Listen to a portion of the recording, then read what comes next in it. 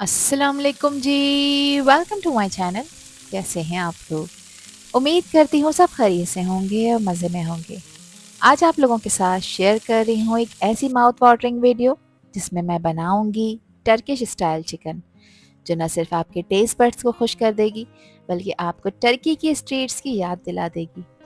ये रेसिपी है creamy, juicy और परफेक्टली स्पाइस्ड, जिसमें मिलेगा लाजवाब फ्यूजन टर्किश मसालों का।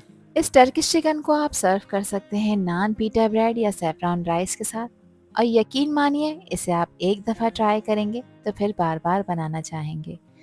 तो रेसिपी को एंड तक देखें, अच्छी लगे तो लाइक भी कर दें, और चैनल पर न्यू हैं तो चैनल को भी ज़रूर सब्सक्राइब कर लें।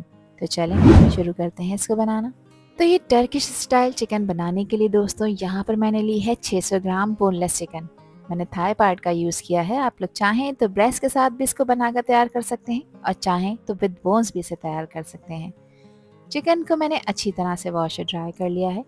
अब यहाँ पर इसकी मैरिनेशन के लिए 1 टेबल स्पून मैंने चॉप लहसुन का इस्तेमाल किया है। ध्यान रखिएगा, अदरक लहसुन नहीं है, सिर्फ लहसुन का यूज़ किया है। एक बड़े साइज़ का टमाटर था जिसका पेस्ट बना लिया है, और इसमें मैंने पानी ऐड नहीं किया। और साथ ही इसमें मैं दही शामिल कर रही हूँ, जो कि आधा कप है।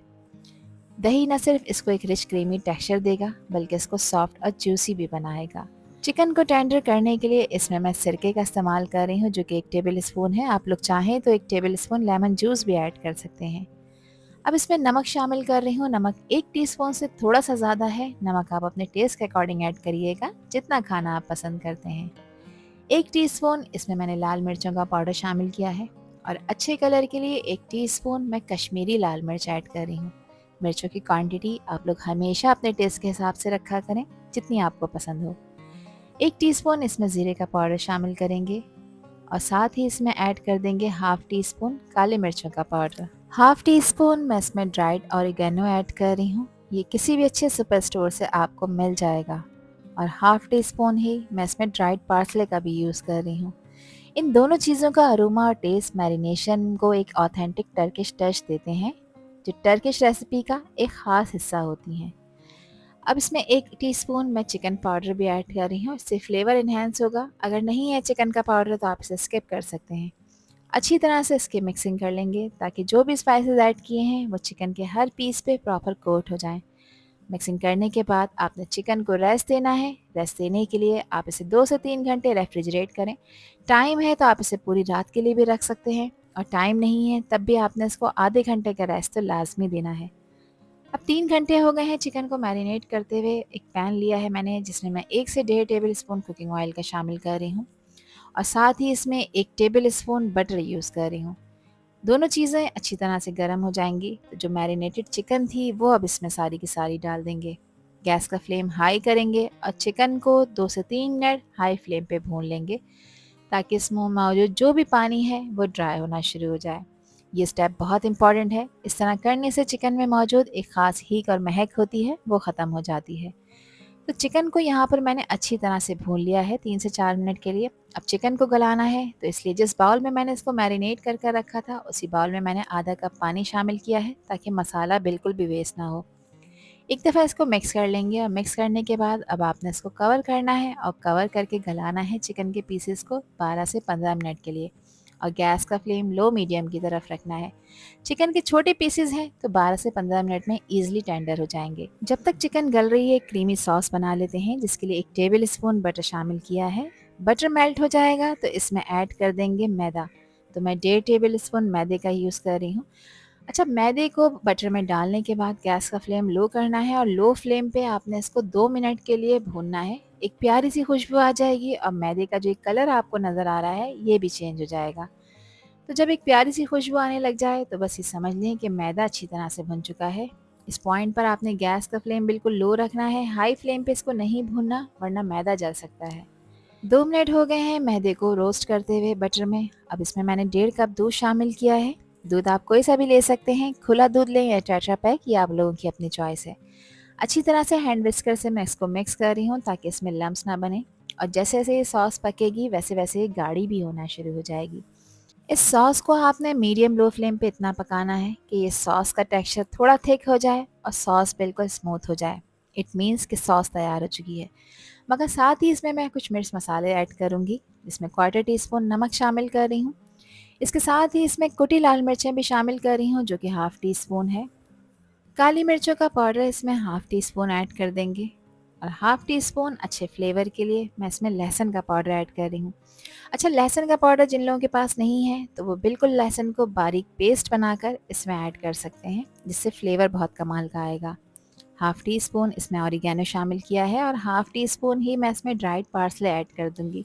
ये सारे मसाले सॉस को एक रिच और एरोमेटिक फ्लेवर देंगे और इसके टेस्ट को भी इन्हेंस करेंगे। देखें, यहाँ पर मैंने इसको बहुत अच्छी तरह 3 से 4 मिनट पका लिया है। इसमें बबलिंग आपको नज़र आ रही है, इट मीन्स कि सॉस प्रॉपर पक चुकी है और स्मूथ भी हो चुकी है। अब कैसे पता चलेगा कि सॉस तैयार हो चुकी है? तो देखें, स्पैचुला की बैक साइड पर मैं एक फिंगर से लाइन ड्रॉ करूँगी, और वो लाइन बिल्कुल इवन रहेगी। इट मीन्स कि सॉस बिल्कुल परफेक्टली तैयार हो चुकी है, परफेक्ट टेक्सचर के साथ। बस गैस का फ्लेम ऑफ कर देंगे। चिकन को पकते हुए यहाँ पर 15 मिनट हो चुके हैं। अब कवर हटाएंगे और चेक कर लेंगे क्या कंडीशन है। तो चिकन देखें, अल्हम्दुलिल्लाह यहाँ पर टेंडर हो चुकी है। जो पानी इसमें मौजूद था वो भी ड्राई हो चुका है। अब थोड़ा सा आपको पानी यानी ग्रेवी नज़र आ रही है, तो इसको आपने यहाँ पर ड्राई कर लेना है। और यहाँ पर आप इसको एज इट इज़ भी इंजॉय कर सकते हैं विदाउट किसी क्रीमी सॉस के। ये वैसे भी बहुत ही टेस्टी बनकर तैयार होगी। तो मैं करीब से आपको कैमरे में इसकी लुक चेक करा देती हूँ। देखें कितनी सॉफ्ट और जूसी चिकन बनकर तैयार हुई है, वो भी फुल स्पाइसी। अब इसकी सर्विंग के लिए एक सिजलर लिया है मैंने, जिसको मैंने गैस के फ्लेम पे गर्म होने रखा था। इसमें 1 टेबल स्पून मैंने बटर डाला है, और सिजलर को अच्छी तरह से ग्रीस कर लेंगे।